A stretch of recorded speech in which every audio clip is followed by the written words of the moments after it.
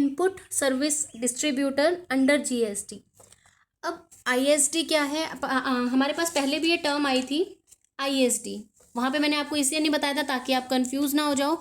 ISD है, जैसा कि इसका नाम क्लियर है, सबसे पहले इनपुट, यानी कि आपके पास जितने भी इनपुट्स आए हैं या इनवॉइसेस आए हैं जिनके बेसिस पे हमने इनपुट टैक्स पे किया। दूसरा सर्विस, इसका मतलब जो ये काम करेगा वो सर्विसेज से रिलेटेड करेगा।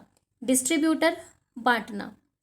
इट मीन्स जितना भी इनपुट टैक्स आपके पास आया है और उसके ऊपर अगर मैंने आईटीसी लिया है तो जीएसटी के अंडर ये आईएसडी किस तरह से उस क्रेडिट को अलग अलग रिसिपिएंट में बांटेगा वो हम इसमें पढ़ेंगे। तो आईएसडी क्या है? मतलब कोई बांटेगा तो या तो कोई पर्सन है, कोई ऑफिस है, कोई तो है। इट मीन्स जब भी कोई पर्सन सप्लायर बनकर, यानी कि या तो वो अपना ऑफिस इस्टेब्लिश करेगा या एक ऐसी जगह इस्टेब्लिश करेगा जहाँ पे वो रिसीव कर सकता है चीज़ों को। तो इसका फर्स्ट पेज आप देखिए, आईएसडी। आईएसडी का मीनिंग सबसे पहले इनपुट सर्विस डिस्ट्रीब्यूटर। सेक्शन 20 इसको डिफाइन करता है। आईटीसी में हमने बहुत सारे सेक्शंस पढ़ लिए, 17, 18, 19, नाउ 20 और फिर 21 भी पढ़ेंगे। आईएसडी ऑफिस होगा किसी भी सप्लायर का, ये वो वाला सप्लायर नहीं है जो अब तक आप नॉर्मल पढ़ते आए हो। कोई भी ऐसा पर्सन जो गुड्स या सर्विसेज को रिसीव करेगा अपने ऑफिस में। दूसरा, किस बेसिस पे रिसीव करेगा? उन इनपुट्स के इनवॉइस के बेसिस पे। तीसरा, ऐसा व्यक्ति उन रिसीव किए गए इनपुट्स पे जो भी टैक्स पे किया है उसका क्रेडिट ट्रांसफ़र करेगा। वो क्रेडिट चाहे सीजीएसटी, एसजीएसटी या आईजीएसटी का हो। पेड ऑन सर्विसेज, क्योंकि इसके नाम में सर्विस इंक्लूड है तो इसका मतलब ये गुड्स पे लिए गए क्रेडिट को डिस्ट्रीब्यूट नहीं कर सकता, सिर्फ किसको करेगा? सर्विसेज पे दिए गए टैक्स को। उसके बाद किसको देगा? To a supplier of taxable goods या सर्विसेज जो सेम पैन के अंडर रजिस्टर्ड है, उनमें से किसी को भी दे सकता है। आगे पढ़ते हैं। क्रेडिट को डिस्ट्रीब्यूट करने के लिए आईएसडी सप्लायर ऑफ सर्विसेज माना जाएगा, क्योंकि अगर कोई पर्सन सप्लायर है तभी तो वो आईटीसी क्लेम कर सकता है। कोई पर्सन टैक्सेबल है, रजिस्टर्ड है, तभी वो आईटीसी क्लेम कर सकता है। सेम केस इस डिस्ट्रीब्यूटर का काम है कि जो क्रेडिट जिस मैनर में ली गई है, जिस फॉर्म में, either it is in CGST, SGST और आईजीएसटी और यूटीजीएसटी, जिस फॉर्म में ली गई है उसी फॉर्म में उसके क्रेडिट को डिस्ट्रीब्यूट करना है। उसके बाद ये सिर्फ सर्विसेज के लिए ले सकता है। इसका मतलब ना तो गुड्स पे नहीं लेगा, तो ना तो कैपिटल गुड्स होंगे ना ही इनपुट्स होंगे। अब अगर कोई पर्सन जीएसटी में रजिस्टर्ड तो है, ठीक है, वो या तो सप्लायर होगा या रिसिपिएंट होगा। हम बात कर रहे हैं आईएसडी की, तो आईएसडी को जीएसटी में एक अलग रजिस्ट्रेशन की रिक्वायरमेंट होती है। उस नए रजिस्ट्रेशन के बेसिस पे ही कोई व्यक्ति एज ए आईएसडी काम कर सकता है। और अगर कोई इनपुट सर्विस डिस्ट्रीब्यूटर किसी कंपनी की अलग अलग सर्विसेज के लिए काम करना चाहता है, सबके आईटीसी को अलग से डिस्ट्रीब्यूट करना चाहता है, तो हर सर्विस के लिए उसे सेपरेट रजिस्ट्रेशन रिक्वायर्ड है। ठीक है बच्चे, फर्स्ट पॉइंट में लिखा गया है even though it may be separately registered, चाहे वो जीएसटी में ऑलरेडी रजिस्टर्ड है लेकिन इसको सेपरेट रजिस्ट्रेशन हर बार ज़रूरी है जब भी ये कोई नया काम करेगा। आईएसडी की रजिस्ट्रेशन के लिए कोई लिमिट नहीं है। तीसरा, इस आईएसडी को भी मंथली रिटर्न फाइल करनी है अगले महीने के 13 तक। ये पॉइंट आप स्किप कर सकते हो चाहो तो, लेकिन बस इतना याद रखना है कि इनपुट सर्विस डिस्ट्रीब्यूटर जो क्रेडिट्स को रिसिपिएंट्स के बीच में बांटता है उसे रजिस्ट्रेशन कराना ज़रूरी है। उसके बाद किसी कंपनी के अलग अलग ऑफिसेज हैं, चाहे वो मार्केटिंग से रिलेटेड है, सिक्योरिटी से रिलेटेड है, तो हर एक्टिविटी के लिए आईएसडी को सेपरेट रजिस्ट्रेशन चाहिए। एग्जाम्पल देखो, एबीसी का हेड ऑफिस दिल्ली में है लेकिन वो आउटपुट सप्लाई नहीं दे रहा। जब वो आउटपुट सप्लाई नहीं दे रहा तो वो आईटीसी भी नहीं ले सकता। उसके बाद it can not distribute the credit of its capital goods, obviously क्योंकि वो आउटपुट सप्लाई जो उसकी है वो टैक्सेबल ही नहीं है, या फिर आउटपुट सप्लाई दे ही नहीं रहा। सच एज, जैसे उसके पास जो कैपिटल गुड्स हैं, कंप्यूटर हैं, कोई इक्विपमेंट्स हैं जो उसने दिल्ली में खरीदे हैं या इंस्टॉल कराए हैं, चाहे उसने बिजनेस की फर्दरेंस के लिए किए हैं, लेकिन जब तक वो आउटपुट टैक्सेबल सप्लाई नहीं करता तब तक ऐसा व्यक्ति ना तो आईटीसी ले सकता है और ना ही आईटीसी को आईएसडी बन के डिस्ट्रीब्यूट कर सकता है। बच्चे example clear? Yes ma'am. Next पे आइए। अब सेक्शन 20 कहता है कि ये आईएसडी क्रेडिट को किस तरह से बांटेगा।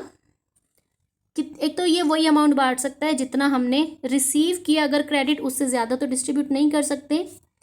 सेकंड पॉइंट कह रहा है ISD shall distribute in the manner, किस तरह से करेगा, जैसी भी कंडीशंस हमें आईएसडी के लिए दी गई हैं। अब वो कंडीशंस क्या हैं, सेक्शन 20 के सब सेक्शन 2 में बताया गया है कि किन शर्तों के बेसिस पे आप लिए गए क्रेडिट को डिस्ट्रीब्यूट कर सकते हो। पहला पॉइंट, आपके पास प्रॉपर इनवॉइस होना चाहिए, प्रॉपर डॉक्यूमेंट्स होने चाहिए जिनके बेसिस पे आपने इनपुट टैक्स दिया है और आपने आईटीसी क्लेम किया है, तो ही आईएसडी ऐसे डॉक्यूमेंट्स के बेसिस पे लिए गए क्रेडिट को डिस्ट्रीब्यूट करेगा। दूसरा, लिमिट ऑफ क्रेडिट डिस्ट्रीब्यूशन, कितना देगा, जितना आईटीसी लिया है उतना ही तो डिस्ट्रीब्यूट कर सकता है। तीसरा, जिस व्यक्ति ने आईटीसी लिया है और किस व्यक्ति को देना है, जैसे अगर हम ब्रांच की बात कर रहे हैं, सेम पैन में अगर एक व्यक्ति ने बहुत सारे रजिस्ट्रेशन करवाए हुए हैं तो वो अपनी दूसरी ब्रांच में भी अपने क्रेडिट को डिस्ट्रीब्यूट करवा सकता है, लेकिन वो खुद नहीं करेगा, उसके लिए उसको आईएसडी की हेल्प लेनी होगी। फोर्थ पॉइंट, जब आईएसडी को जो डिस्ट्रीब्यूशन करना है उसके लिए एक से ज़्यादा रिसिपिएंट हैं और किस बेसिस पे होगा, टर्नओवर के बेसिस पे। इसके पॉइंट्स पढ़ते हैं। सबसे पहला है, आपने जो भी अमाउंट क्रेडिट का डिस्ट्रीब्यूट करना है वो आपका अवेलेबल आईटीसी से ज़्यादा नहीं हो सकता। सेकंड पॉइंट, कोई कंसर्न्ड रिसिपिएंट होगा तो उसी को तो दोगे। यहाँ पे कंसर्न्ड रिसिपिएंट का मतलब वो व्यक्ति जिसने इनपुट टैक्स पे करके आईटीसी लिया है, उसी व्यक्ति को आप आईटीसी डिस्ट्रीब्यूट करवा सकते हो।